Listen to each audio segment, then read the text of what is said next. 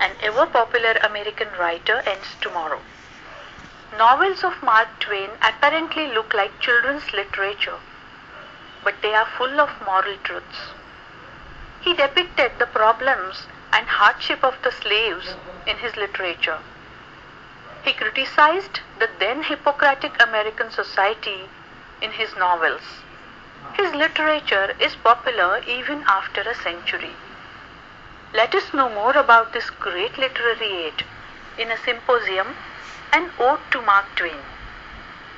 Our expert participants are Dr. Sujata Bamne, Dr. Madhuri Gokhale, Dr. Arjun Jadhav, Dr. Vivekananda Phadke, Kajal Chakravarti, and Chitra Sridharan, who has also moderated the symposium. An Ode to Mark Twain.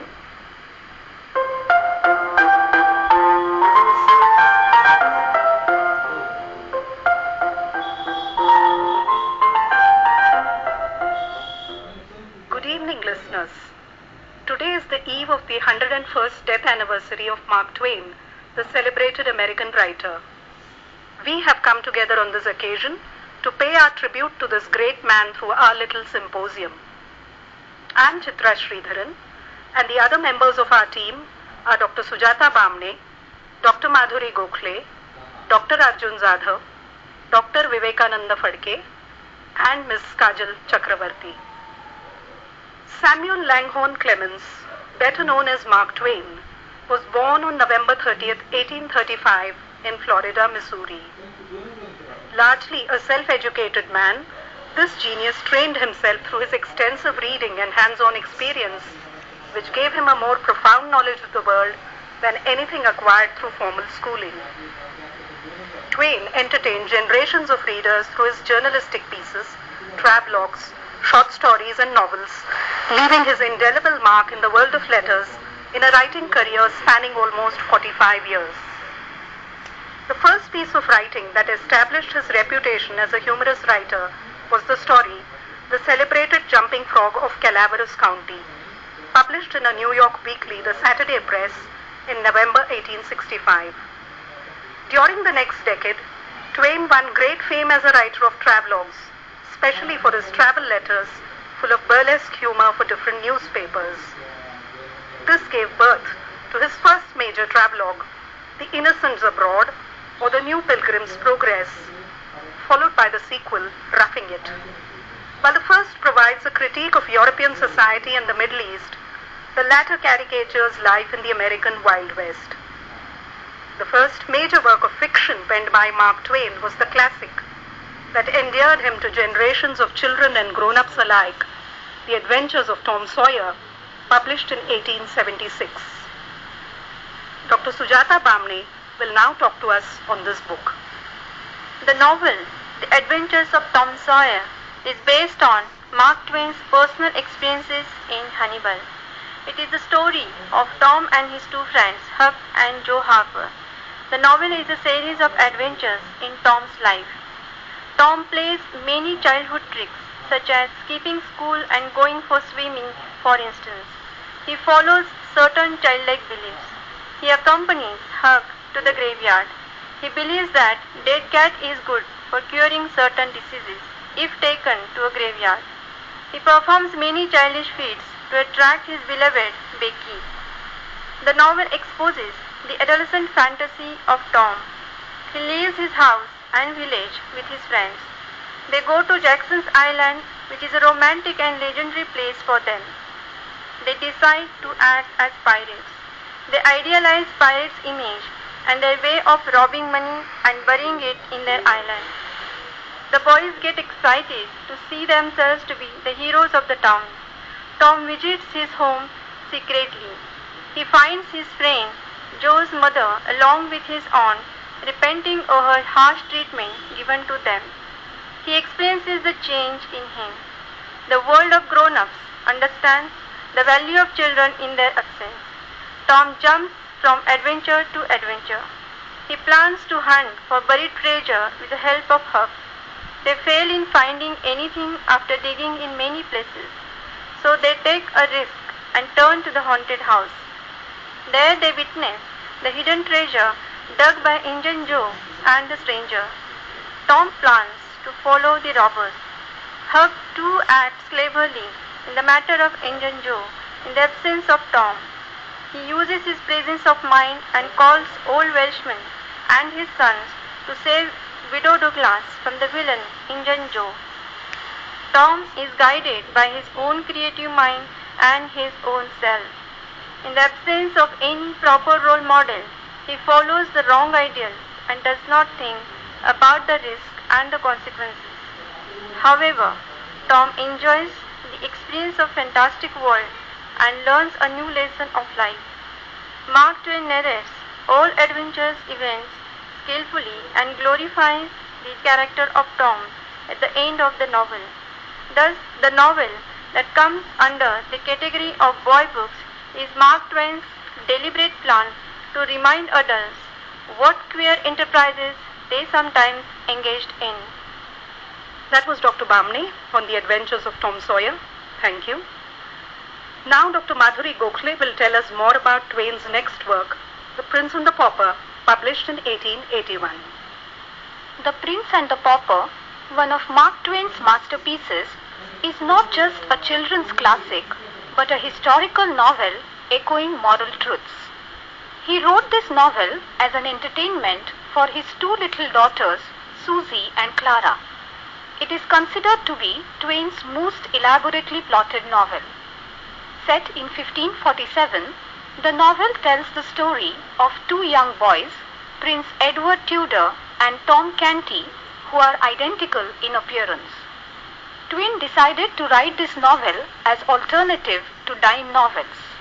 As he himself states in the preface, without fathers and sons, the story would not exist. The novel opens with the description of Tom Canty, an impoverished boy living with his abusive family in London. One day, Tom's daydreaming leads him to Westminster, where he sees the prince on the other side of the fence. At the same time, the prince, curious about life outside the confines of the palace, invites Tom to his quarters. Both of them are fascinated by each other's life, and in order to get a feel of each other's life, they exchange clothing. This experience points out the salient differences between them, their differing personalities and training, and it also delineates a curious similarity, their strength and character. While dressed in a pauper's rags, the prince leaves the palace to punish the guard who knocked Tom down. However, looking at his clothes, the guards misunderstand him to be a pauper and throw him out of the palace. The prince is mocked by the crowd around the royal gate and is beaten. Edward falls into the clutches of poverty, and Twain remarkably brings out how the prince moves on, accepting the challenges and adversities of poverty. The pauper also faces the difficulties of the royal life and realizes that the life of a prince has got its own advantages and disadvantages.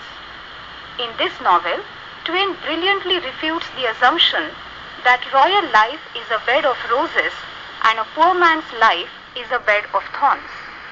The novel gave an opportunity to Twain to meditate on the injustice inherent in human nature and also to utilize his vast knowledge of history and biography. Much of the humor in the novel originates in the two boys' inability to function in the world that is so familiar to the other.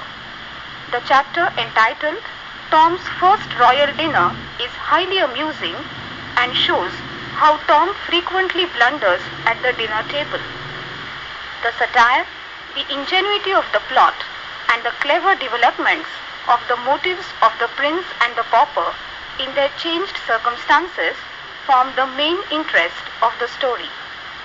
After a series of adventures, Edward manages to exchange places with Tom just as the latter is about to celebrate his coronation. Thus, a seemingly simple novel, The Prince and the Pauper, handles several divergent themes simultaneously and efficiently. The major theme of the novel is image and identity. Twain brilliantly projects how, in most circumstances, one's image becomes one's identity. The use of archaic language is an illustration of Twain's penchant for utilizing a different sort of language, and this effort is well sustained. This novel reveals Twain not only as an architect of plot, but also as a philosopher. The Prince and the Pauper, with its wonderful blend of high adventure comedy and social criticism, remains one of the most popular and oft-dramatized tales, and it has also proved to be the basis of several films. Thus, in many respects, The Prince and the Pauper is a remarkable book, and it is felt that the readers must enjoy this intellectual feast. We've been listening to Dr. Madhuri Gokhale's analysis of The Prince and the Pauper. Thank you, Madhuri. In 1883, Mark Twain came out with his memoirs through one more of his famous works, Life on the Mississippi. It was here that Twain revealed the secret of his most well-known pen name. His years as a steamboat pilot on the Mississippi River had exposed him to the riverboatman's cry, "Mark Twain," which meant the water is 12 feet deep and it is safe to pass. Then came his landmark achievement, the novel that many consider as the great American novel, The Adventures of Huckleberry Finn, published in England in December 1884 and in America in February 1885. Dr. Arjun Jadhav will now give us his insights on this popular novel. The Adventures of Huckleberry Finn is often considered Mark Twain's greatest masterpiece. Combining his raw humor, Twain directly attacks many of the traditions the South held dear at the time of its publication, that is to say 1884. This novel is a satire on Southern culture before the Civil War, that is around 1850, when the Mississippi Valley was still being settled. Huckleberry Finn is the main character, and through his eyes the reader sees and judges the South, its faults and its redeeming qualities. Huck's companion Jim, a runaway slave, provides friendship and protection while the two journey along the Mississippi on their route. Mark Twain, through the voice of a semi-literate boy, brings out romanticism and realism, humor and pathos, innocence and evil. Throughout the 20th century, The Adventures of Huckleberry Finn has become famous not only as one of Twain's greatest achievements, but also a highly controversial piece of literature. In certain southern states, the novel was banned due to its extensive criticism of slavery. It has been argued that the novel is racist due to the profuse use of the word nigger. Unfortunately, the connotations of this word tend to override the novel's deeper anti-slavery theme and prevent readers from understanding Twain's true perspective. In Twain's time, this word was used often and did not carry as powerful a racist connotation as it does today. Therefore, in using the word, Twain was simply projecting a realistic portrayal of Southern society. Undoubtedly, the novel is particularly significant due to its deep exploration of issues surrounding racism and morality, and continues to provide controversy and debate to this day. One of the most important themes of the novel is Huck's struggle between society and his own conscience. Although Huck battles with society for a long period of time, his conscience seems to win the fight, helping Huck choose the right thing. The theme of slavery is perhaps the most well-known aspect of this novel. Since its first publication, Twain's perspective on slavery and ideas surrounding racism have been hotly debated. In his personal and public life, Twain was vehemently anti-slavery. Considering Twain's abolitionist stance, it is easy to see that The Adventures of Huckleberry Finn provides an allegory to explain how and why slavery is wrong. The novelist uses Jim, a main character and a slave, to demonstrate the humanity of slaves. Jim expresses the complicated human emotions and struggles with the path of his life. To prevent being sold and forced to separate from his family, Jim runs away from his owner, Miss Watson, and works towards obtaining freedom so he can buy his family's freedom. The majority of the plot takes place on the river or its banks. For Huck and Jim, the river represents freedom. On the raft, they are completely independent and determine their own course of action. Jim looks forward to reaching the free states, and Huck is eager to escape his abusive, drunkard father and the civilization of Miss Watson. Originally, the river is a safe place for the two travelers, but it becomes increasingly dangerous as the realities of their runaway lives set in on Huck and Jim. Once reflective of absolute freedom, the river soon becomes only a short-term escape, and the novel concludes on the safety of dry land, where ironically Huck and Jim find their true freedom. The novel is noted for its colorful description of people and places along the Mississippi River and the sober and often scathing look at entrenched attitudes, particularly racism. The drifting journey of Huckleberry Finn and his friend runaway slave Jim down the Mississippi River on their raft may be one of the most enduring images of escape and freedom in all of American literature. The novel has been popular with young readers since its publication, and taken as a sequel to The Adventures of Tom Sawyer, it has also been the continued object of study by serious literary critics. Although the Southern society satirized was already a quarter century in the past by the time of the publication, the book immediately became controversial and has remained so to this day. Hemingway once wrote, "All modern American literature comes from one book by Mark Twain called Huckleberry Finn. It is the best book we have had. There was nothing before. There has been nothing so good since." Thank you, Dr. Zadhav. Twain's reputation as a writer made him a much sought-after public speaker at home and abroad. What makes Twain so special is the liberal sprinkling of humor over his humanistic concerns. Dr. Vivekanand Phadke will give us illustrations of the typical Twainian brand of humor. If we talk about humor in English literature, we think of few names instantly. Jonathan Swift, Shaw, Oscar Wilde, Wodehouse, Somerset Maugham, and Mark Twain. Even in his lifetime, Mark Twain's reputation had reached many parts of the world where English was understood, and his work had been translated in all those languages in which American humor was translatable. And all this was well deserved, for Mark Twain surpassed all his contemporaries and his predecessors. It is true that his writings were a mixture of chaff and grain. For example, his most favorite work was Joan of Arc, but it is practically humorless, not at all like the play Shaw made out of that legendary character. But his well-known books are among the greatest contributions a man can make to make other people laugh. If we take a look at some of the quotes Mark Twain is recognized by even today, we will feel the charm of his wit. About his education, he said, "I have never let my schooling interfere with my education."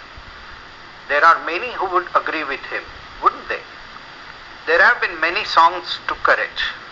Twain thinks otherwise.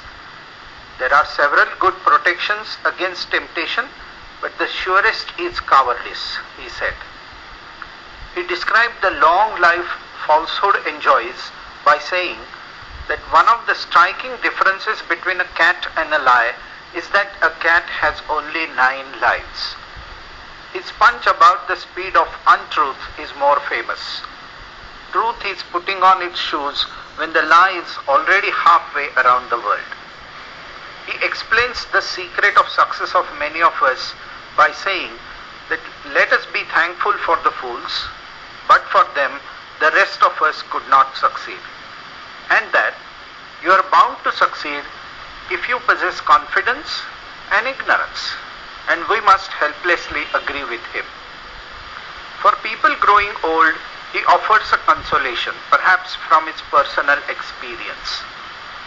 Wrinkles should merely indicate where smiles have been, he says. And further, the only way to keep your health is to eat what you don't want, drink what you don't like, and do what you would rather not. To the social commentators he advised, first understand the reality. you could distort it later. All those who take life easily would find him just adorable for his pieces of advice. He had said, "Do not postpone anything to tomorrow, especially if it can be done the day after. For a good climate, go to heaven. For good company, to hell." We just wonder how God himself must have taken this when Mark Twain appeared before him. Humor came to him naturally. Even towards the end of his life, he was quite capable of issuing a public statement that the reports of his death had been somewhat exaggerated. He also phoned the newspapers that it is not true that he was dying, for he would not do such a thing at his time of life. He always wanted to be something more than an entertainer or a fun maker, and he was unhappy when he thought people failed to see that more. He knew that humor was profound and very powerful. As his mysterious stranger points out, for your race in its poverty has one really effective weapon, laughter. Power, money, persuasion, supplication, persecution, these can lift a colossal humbug, push a little, weaken it a little, century by century, but only laughter can blow it to rags and atoms at a blast. Against the assault of laughter, nothing can stand. That was Dr. Phadke on Mark Twain, the humorist. Thank you, sir. For a man who could be so irreverent, India seems to have had a special place in Twain's heart, as so many of his statements reveal. Quote unquote, "So far as I am able to judge, nothing has been left undone, either by man or nature, to make India the most extraordinary country that the sun visits on his rounds. Nothing seems to have been forgotten, nothing overlooked." Or, quote unquote, "India is the cradle of the human race, the birthplace of human speech, the mother of history, the grandmother of legend, and the great-grandmother of tradition. Our most valuable and most instructive materials in the history of man are treasured up in India only." No wonder we Indians love Mark Twain. Finally, let us again have an overview of what makes Mark Twain so endearing and enduring. A fact proven by his last written work, his autobiography, becoming a bestseller in 2010, 100 years after his death. I hand over to Mrs. Kajal Chakravarti now for her view on what it is that makes Mark Twain so special in American literature. William Faulkner called Mark Twain the father of American literature. So, what was Twain's contribution to American literature? He came at a time when writers in America were imitating the writing styles of the English. Twain's greatest accomplishment was the development of a writing style that was distinctly American. One can say he gave the American novel a unique identity of its own. He was sensitive to the sound of the language and introduced colloquial speech into American fiction. In Huckleberry Finn, we find him using his native Missouri dialect to create a vernacular formed by black as well as white voices. Even though Twain started his career writing light, humorous pieces, his views became more radical as he grew older. He used his wit and humor for social criticism, spoke out against racial prejudice and everything he found selfish and mean in human nature. In fact, Twain's view of human nature had never been very optimistic, but during his final years, he became even more bitter. The first man was a hypocrite and a coward, he said, qualities which have not yet failed in his line. It is the foundation upon which all civilizations have been built. Always on the side of the marginalized and the oppressed, Twain was a staunch supporter of the abolition of slavery, equality and voting rights for women. He said, that the Lincoln's proclamation not only set the black slaves free, but set the white man free also. He very proudly declared, I quote, I am an anti-imperialist. I am opposed to having the eagle put his talon on any other land, unquote. He made use of his position as a public figure to cynically criticize US foreign policy. Another aspect of this colorful personality that needs to be mentioned is his fascination with science and the spirit of scientific inquiry. Not many people know that he patented 3 inventions. An outcome of this interest was his novel, A Connecticut Yankee in King Arthur's Court, 1889. In this novel, Hank Morgan, a machine shop foreman from Hartford, Connecticut, is magically transported back to England of King Arthur. He tries to change that society by introducing modern technology along with contemporary economic, intellectual and moral ideas. This allows Twain to use a double-edged weapon. He satirizes the reverent attitude of some British authors towards the legendary Knights of the Round Table, and at the same time he raises questions about certain values in the American culture of his time. But what is more interesting about this novel is the concept of time travel that Twain introduces here.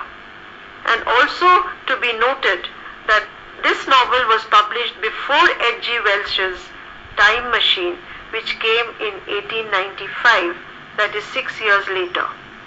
This type of storyline, where a character travels either forward or back in time, became a common feature of the genre of science fiction.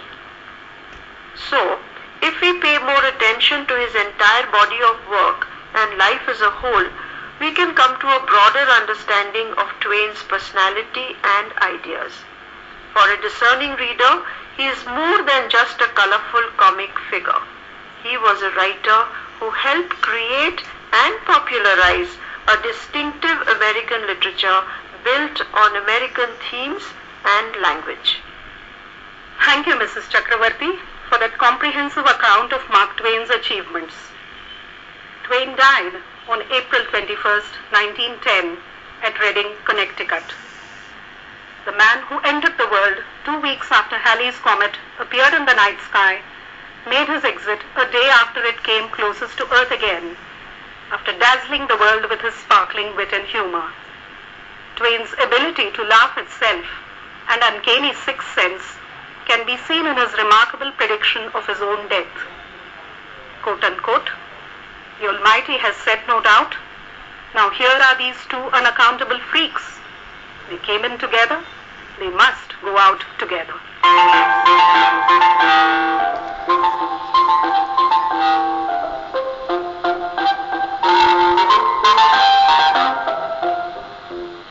An ode to Mark Twain. We were listening to the symposium to mark the death centenary year of this great American writer.